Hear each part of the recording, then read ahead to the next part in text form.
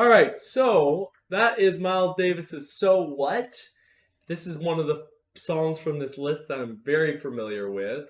And I think the most notable thing about this is really where the landscape of jazz fundamentally shifted from one of technical excellence and speed and harmonic changes to one of groove and feel and musicality and all of those things. Not to say those weren't present in the past, but the emphasis really became apparent there.